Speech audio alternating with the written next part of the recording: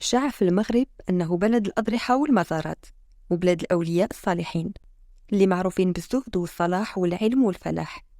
كلنا كنعرفوا الأولياء الصالحين، ولكن قليل منكم اللي كيعرف الوليات الصالحات.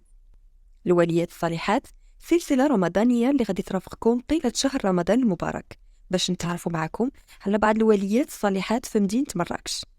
سولنا ناس من مدينة مراكش شنو كيعرفوا على الوليات الصالحات.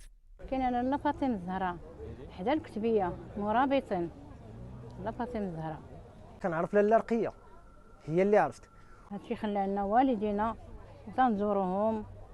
لاله عويش مازال الذاكرة ديال بعض النساء المسنات في مدينة مراكش كتحتفظ بطقوس زيارة لاله عويش واستحضار إنشاد الحطارات كبلسم للزائرات المريضات، ويكون لهم علاج نفسي كيسترجعوا به طبيعتهم العادية بعد ما مروا بلحظات اللاوعي عند إقامة الحضرة أو الجدبة.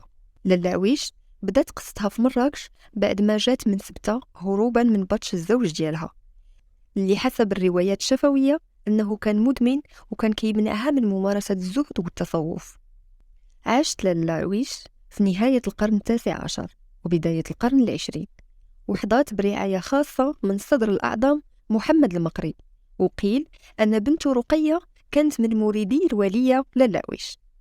الكثير من الكتاب صنفوا لاله عويش في خانة الوليات المرتبطات بالحال، واعتبروها عابرة سبيل حلت بمراكش قادمة من سبتة، وكرموها المراكشيين.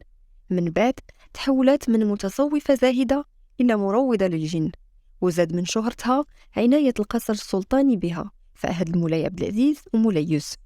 حسب الرواية الشفوية لمريدي هاد الولية على أن كراماتها عديدة، أبرزها شفاء المرضى بعد الاستحمام من ماء البئر والاعتكاف لأيام معدودة في الضريح.